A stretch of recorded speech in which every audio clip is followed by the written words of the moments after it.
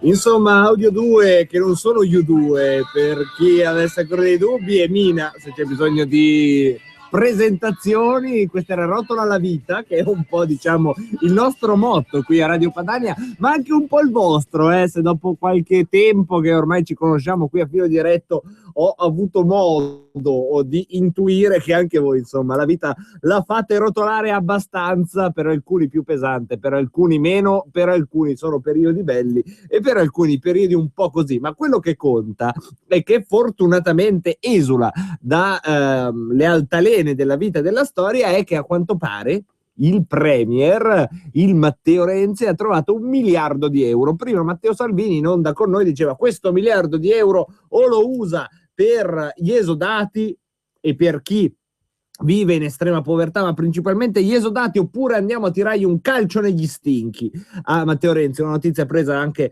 ormai ribattuta anche da alcune agenzie. Io vi chiedo, abbiamo una decina di minuti scarsi, vi chiedo, oltre gli esodati, quali sono le altre priorità per cui voi spendereste 1 miliardo di euro in Italia? 1 miliardo di euro, utilizziamola come cifra anche simbolica per dire un qualcosa che non mette a posto tutto, ma mette a posto un guaio. E in effetti è una cifra realistica, una proposta per avere gli asili nido gratuiti in Italia avrebbe una copertura di esattamente 1 miliardo di euro. Ce ne sono, il giro d'affari che movimentava Mare Nostrum era di 1 miliardo di euro, quindi è una cifra che si può utilizzare, diciamo, anche con una certa approssimazione. Quindi, caro Roberto Colomb, togli per favore quella scimmia che si è appollaiata sopra al telefono, esatto, collega i 3 cavi, quello rosso con quello giallo. Quello blu va messo, perfetto. Da questo momento le linee sono attive. 0266 20 35 29. Dove lo spendiamo questo miliardo vinto a biliardo? Pronto? Pronto? Ciao. Paolo e telefono da Peschiera. Ciao Paolo. Mi associo con gli altri per però fare un piccolissimo cambiamento, cioè 999 milioni tra chi ne ha bisogno, esodati e senza tetto e senza lavoro. 1 milione glielo do a Renzi purché se ne vada fuori dalle palle. 1 milione? Ecco. Beh, cavolo. Ma sì. 1 milione di saluti stanno pensando esattamente questo. Questa è la mia idea. Va bene, grazie. Grazie Paolo, grazie. Non so se gli va basta. libera. Sarebbe anche ora. Prendiamo un'altra telefonata. Pronto? Pronto? Ciao, come ti chiami? Ciao, sono Silvana di Arona. Ciao Silvana. Difatti io il miliardo e mezzo parlava internet. È già lievitato, 1,5 miliardi, dai. Io lo dividerei per quei pensionati che, come la mia mamma, devono vivere con 630 euro al mese. Ti darei qualche cosina in più perché hanno affitto, luce, telefono, i pensionati riscaldamento che vivono, e magari ricordarsi di mangiare. Direi questo vizio di mangiare che ancora inspiegabilmente alcuni pensionati si ostinano ad avere in questo nostro millennio, che ti offre un sacco di tariffe telefoniche vantaggiose, ma mangiare costa anche quello, e inspiegabilmente con alcune pensioni diventa un problema. Si ride per non piangere, arrivano anche gli SMS con una serie di possibilità. Togliere l'IMU agricola no, e questa sarebbe certamente un qualcosa che anche solo simbolicamente darebbe conto di una centralità dell'agricoltura, dopo che, se ricordate, settimana scorsa abbiamo parlato della fine del regime delle quote latte e con i dati che dicevano che negli ultimi 30 anni in Italia è rimasta in piedi una stalla su 5, quindi il massacro è già bello che è avvenuto, e quindi possono anche permettersi ora di toglierlo il regime delle quote latte, tanto non c'è più problema di sovrapproduzione. Prendiamo le ultime 2 o 3 telefonate. Pronto? Salve, sono Mario di Crema. Ciao Mario. Io per 1 miliardo di volte dico basta a quel signore lì, prenderci per il culo. Io che ci crede a tutte queste cose qua. Adesso basta, bisogna metterci un limite. Io mi sento offeso per quello che sta dicendo. Io sono un artigiano, sono qua che faccio i sacrifici la mattina e la sera, e questi mi dicono queste stronzate qua per che cosa? Che lavoro fai, Mario? Di che tipo di artigianato ti occupi? Sono un carpentiere che ho la fortuna ancora di poter lavorare, però di soldi non ce ne sono più, perché tra una cosa e l'altra arrivi a fine mese che sei non tirato, vai oltre. Grazie Mario, grazie di questa testimonianza. Mi sento preso proprio per i fondelli, 1 miliardo di volte mi sento preso per i fondelli. E ci credo. Se volete in qualche modo reagire con un gesto che è estetico, provocatorio, ma forse politico e funzionale a testimoniare l'esistenza di un paese diverso, abbiamo sabato e domenica appuntamento in 1500 piazze per rinunziare alla vostra amatissima cittadinanza italiana a malincuore e chiedere asilo politico proprio a questo strano paese noto alle cronache giudiziarie come Italia, che vi provvederà a una sistemazione in un hotel a 3-4 stelle con la spa, con i corsi di lingua, con le ricariche telefoniche, le sigarette, e chi più ne ha più ne metta. Quindi perché no, godiamo anche noi di questi privilegi. Prendiamo intanto un'altra telefonata. Pronto? Sì, ciao, buonasera Padania, sono Francesco da Varese. Ciao, buonasera Marco. Francesco. Ascolta, 2 cose. Uno, se c'è in Varese anche il gazebo, certo, o nei paesi limitrofi, mi dici dove. E poi tu parlavi del miliardo prima, che sono comunque soldi nostri, non credo che l'abbia trovato in una pagina di libro. E io l'unica cosa che farei con quel miliardo, non pagherei i miei debiti, perché se pago i miei debiti vuol dire che devo pagare renti e company, in quanto i miei debiti sono solo le tasse e contributi vari, e prenderei qualcosa per me, e il resto io aprirei, non so, un altro punto, un altro gruppo di antenne. Insomma, in poche parole incrementerei tutto il necessario per Radio Padania. Grazie.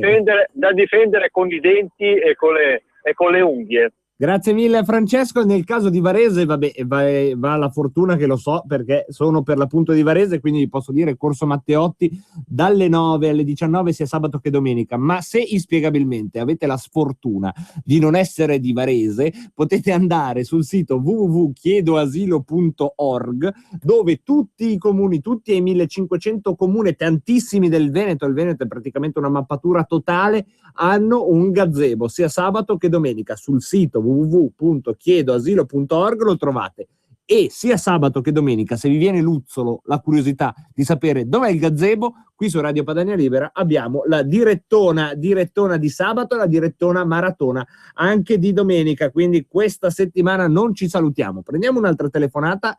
Pronto? Sì, pronto, io sono Fabrizio da Milano. Allora, io non sono d'accordo, sono un leghista un po' controcorrente ultimamente. Vai. Non sono d'accordo per dare il miliardo agli esodati, in quanto gli esodati fanno parte di una generazione che ha portato al risultato che abbiamo oggi, cioè la rovina di questo paese. Dunque, che causa il suo mal pianga se stesso. Sarebbe una cosa intelligente in un paese normale darlo alle forze dell'ordine per rifornirli di attrezzatura, diciamo, visto che sono.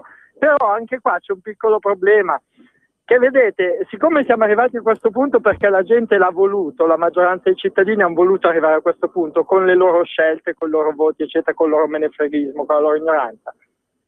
Adesso si vive in una giungla, dunque chi ha creato questa giungla adesso si tenga questa bella giungla e vediamo chi è abbastanza forte per viverci dentro, e chi non è abbastanza forte se lo prende nel culo e crepa. Grazie.